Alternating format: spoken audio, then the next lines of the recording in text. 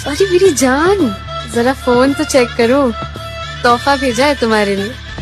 हाँ भाई, तो कैसा लगा तोहफा? कमेंट करके बताना जरा। इंस्टाग्राम पर रातों रात 2 करोड़ से ज्यादा फॉलोअर्स। क्या आप भी कांग्रेस जनता पार्टी को युवाओं की एक निष्पक्ष और क्रांतिकारी आवाज मान रहे हैं? हमारे स्वामी विवेकानंद जी ने कहा था, उठो जागो और तब तक मत रुको जब तक लक्ष्य की प्राप्ति न हो जाए। लेकिन आज का युवा बिना सच जाने किसी भी डिजिटल बहकावे के पीछे दौड़ पड़ता है। यह पूरी कहानी शुरू होती है 15 मई 2026 को, जब सुप्रीम कोर्ट के जस्टिस सूर्यकांत जी ने फेक डिग्री वाले वकीलों और आरटीआई एक्टिविस्ट की तुलना कांग्रेस से कर दी। सुनवाई के दौरान उन्होंने कहा था कि कुछ ऐसे युवा जो रोजगार नहीं पाते और फिर मीडिया, सोशल मीडिया या आरटीआई एक्टिविज्म के माध्यम से सिस्टम पर हमला करते हैं, वे कॉकरोचेस जैसे हैं। यह बयान वायरल हो गया और कई लोगों ने इसे बेरोजगार युवाओं के लिए कहा गया अपमानजनक बयान माना। अगले ही दिन अमेरिका में बैठे अभिजीत दीपके ने एक ट्वीट किया, what if all cockroaches come together, और जन्म हुआ एक सोशल मीडिया सनसनी का। लोगों को लगा कि सिस्टम के खिलाफ लड़ने वाला मसीहा मिल गया, लेकिन इस वायरल क्रांति के पीछे का सच बेहद चौंकाने वाला है। विवाद बढ़ने के बाद सीजेआई सूर्यकांत ने स्पष्टीकरण जारी किया। उन्होंने कहा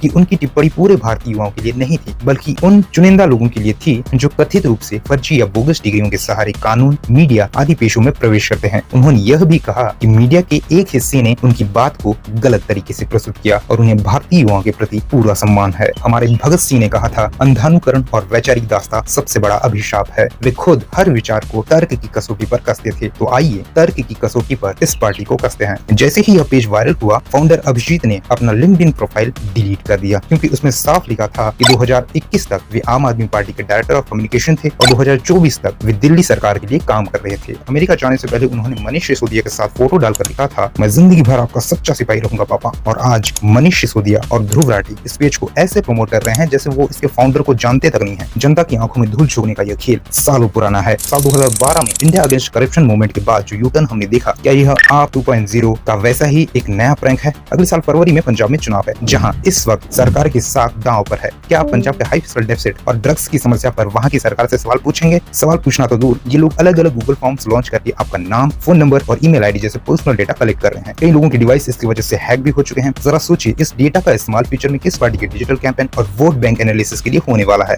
बात सिर्फ राजनीति की नहीं, नेशनल सिक्योरिटी की भी है। इंटेलिजेंस ब्यूरो ने सरकार को रिपोर्ट सौंपी कि इस पेज के जरिए भड़काऊ बातें फैलाई जा रही है। इसके बाद इनका एक्स अकाउंट भारत में विदहेल्ड कर दिया गया। विदेशों में बैठकर जो जर्सी रेवोल्यूशन होते हैं, हमारी एजेंसियां उसे लेकर सतर्क हैं। युवाओं में बेरोजगारी, पेपर लीक और करप्शन को लेकर जेन्युइन गुस्सा है और होना भी चाहिए। और ऐसे हजार प्लेटफॉर्म की जरूरत है जो सरकार को आईना दिखाए। लेकिन युवाओं के इस पवित्र गुस्से का इस्तेमाल अगर कोई पॉलिटिकल पार्टी अपने सीक्रेट एजेंडे के लिए कर रही है, तो यह देश के साथ धोखा है। लेकिन भगत सिंह और विवेकानंद के देश का युवा किसी राजनीतिक एजेंडे का मोहरा नहीं बन सकता। अपने गुस्से को किसी के डिजिटल कैंपेन की जागीर मत बनने दीजिए। सच को जानिए, तर्क करिए, अंधभक्ति से बचिए।